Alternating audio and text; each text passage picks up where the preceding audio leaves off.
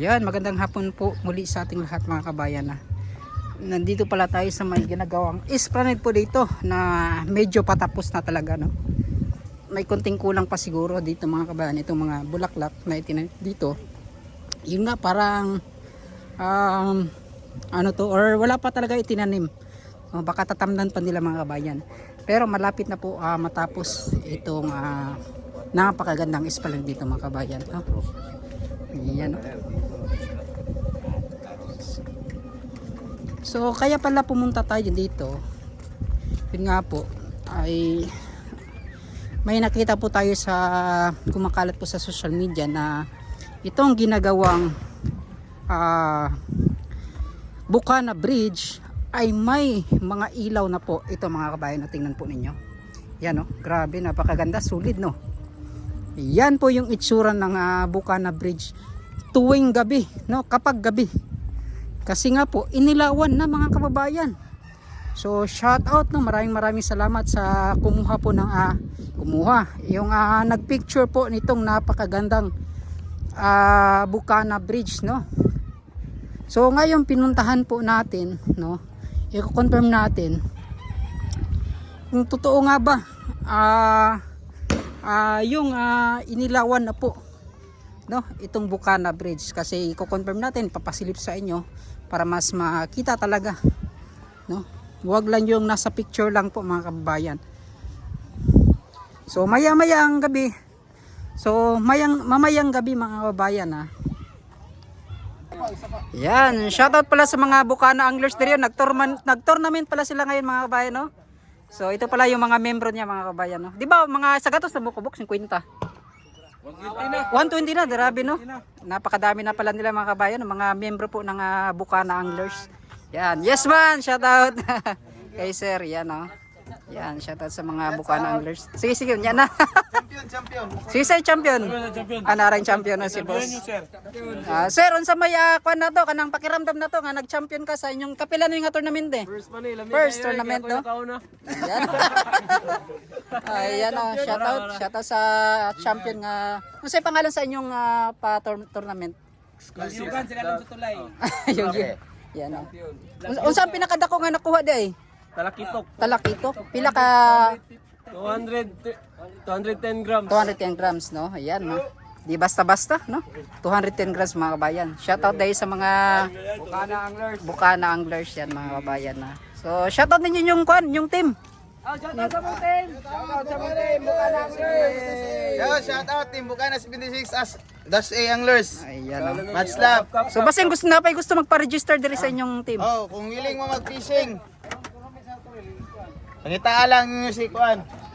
Yoyo. Tanong Yoyo. Yan, no, si Yoyo. Shoutout daw kay Yoyo, mga. Yan. Yoyo.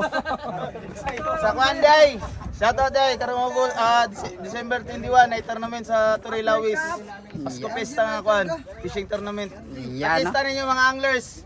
Fish on. Yan, maraming salamat, no, mga ka-fishing. Yan, mga kabayan. Ay, basin na may mga page dira.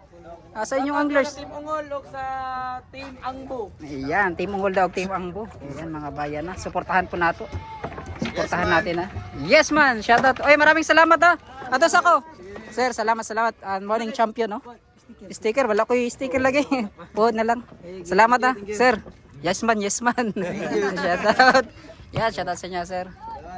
Salamat. Yan mga bayan, at Bukana anglers, no, mga kabayan, may tournament po sila kanina. 2.10 grams po mga kabayan yung pinakabigat na nakuha po ni sir. Siya po yung nag-champion kanina. At syempre sa mga gusto magpa-register, punta lang po kayo dito sa may Bukana, ano, at makikita po niyan siya mga kabayan nila, no, makita po nyo sila na namimingwit po dyan, no. So, yun nga, ay napakadami na po nila, 120 yung mga membro po ng Bukana anglers. Yan, no? So, mga kabataan po na nandito na masaya. Ay, shoutout. Ay, shoutout. Sige. Mo diretso sa ako, ha? Yan.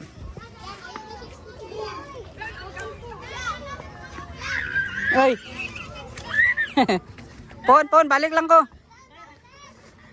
So, masaya po kapag may ganito sa lahat mga kabayan, no? Yung mga kabataan malayo po sa mga masasamang bisyo. Kasi yun nga po, parang maibalik po nila yung dating yung mga sa 90s, 80s, 90s na mga laro mga kababayan, no? Yun talaga yung dapat na maibalik. Kasi lahat po ng mga kabataan ngayon, no, mostly ay nakatutok po talaga sa mga gadgets. Yan, no. So ito doon, may mga nagti-TikTok po dito. Yan, no. Mga TikTokers, no. Pang reels, mga nanay pang reels, mga girls. Ay, shout out sa mga taga Bukana diha. Yan, no. Di ba? Medyo malinis, no? Malinis na po talaga dito. Yan, no. Ang pagkakaalam ko, noong November 28, may pagto-turnover na po dito. Pero, ewan ko, no? Baka na-turnover na talaga. Kasi yun nga po, malinis na talaga mga kabayan, no? Dilinisan na po talaga nila. Oy, shoutout! Page ni mo. Tito Tans TV sa YouTube, ha? Salamat.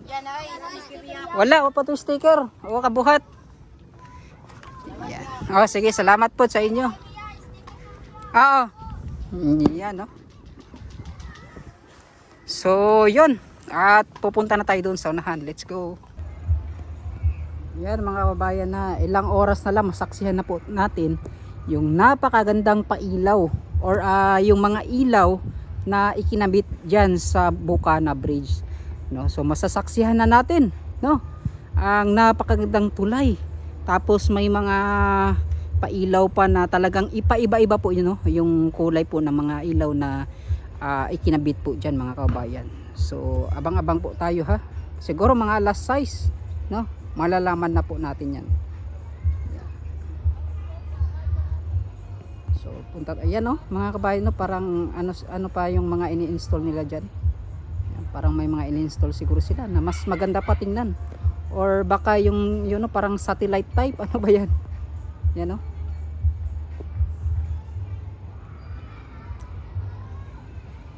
So, di ba mga kabayan, no, talagang high-tech na talaga. At makamoderno talaga yung mga nakikita natin dito sa Davao City. Kaya inggit na inggit, no, ang mga buayang politiko mga kabayan at sinisiraan ng Davao City, lalong lalo na ang mga Duterte. Punta tayo doon sana, let's go. So yun mga kabayan, ha.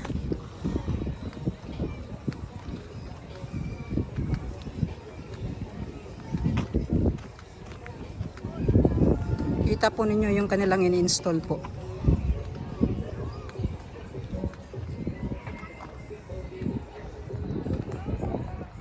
Talagang napakaganda. Yan, no?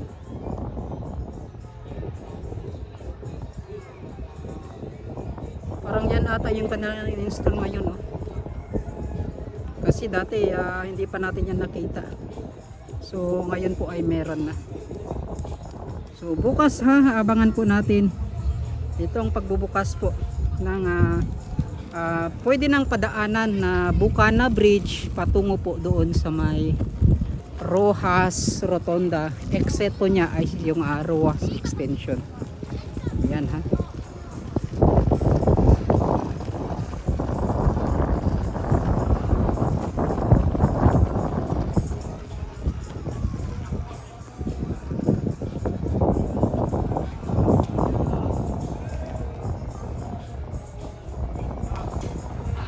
Napakaganda, sulit po mga bayan. May nagsabi to po daw dito, may bitak daw nakita. Ay baka mata po niya yun, may bitak na yung kanyang mata, baka naging bangag na po mga kababayan.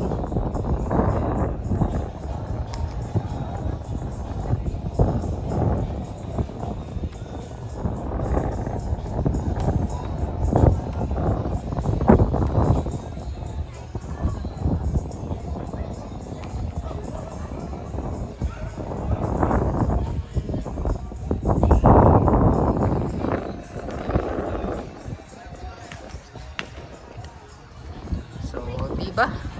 Grabe, iba talaga kapag tatak Duterte. Yun nga lang mga kabayan, no. Sa na-update kasi natin na doon po sa may Ruas Extension. Iba ano po sa palagay ninyo, no? Parang ang tawag nito, parang na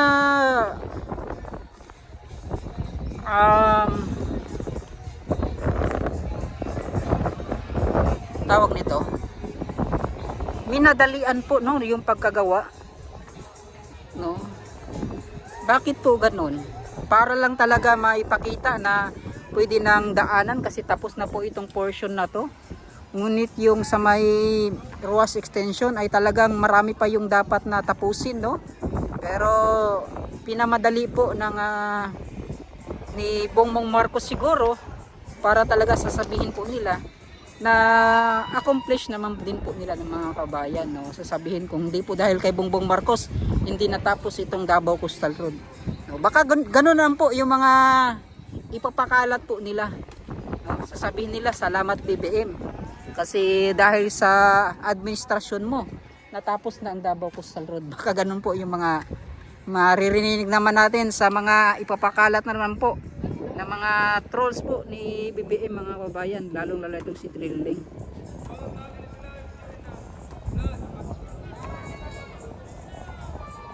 Yan.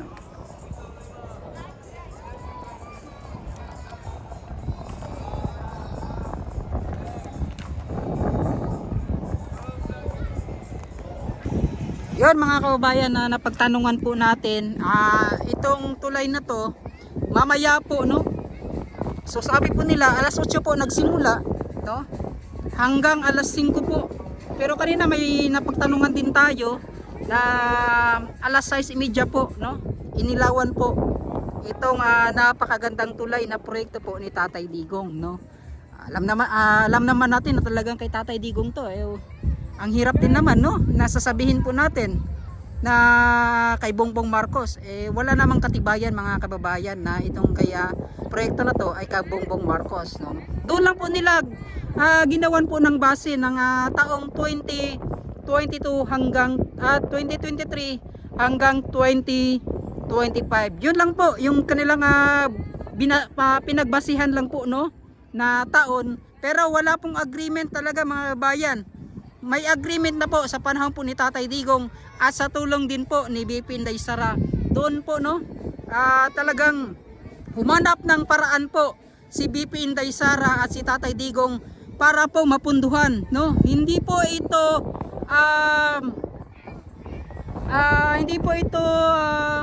government po, no, na pondo. Ito po ay China, no, localized aid project from China mga kababayan na yan, no. Baka sasabihin po nila sa national budget po ito. Hindi po mga kababayan, no. China aid localized project, no, Davao River Bridge. Ito nga yung tanong natin, no. Bakit kung kay BBM to, bakit hindi inilagay ang pangalan ni BBM doon po, no? Yung parang nakalagay doon na yung China flag at yung Philippine flag, no? Matitiis ba ng administrasyon kung kanilang proyekto to hindi po nila ilalagay? Hindi po mga kabayan, hindi po sila katulad ni Tatay Digong, no? Ayaw po talaga ni Tatay Digong ilagay po yung kanyang pangalan, no, sa proyekto na kanya pong natapos, no. Ganun po si Tatay Digong, hindi po katulad ng administrasyon na to, ipal mga kababayan lalong lalo na itong mga trolls po niya. Parang medyo nakakahiya na no? Nakakahiya na itong administrasyon na to.